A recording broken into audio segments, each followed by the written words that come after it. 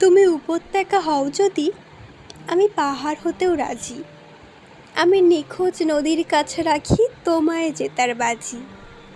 জলের মতো সহজ তুমি, ধাঁধার মতো জটিল, শরতের মতো সুন্দর তুমি।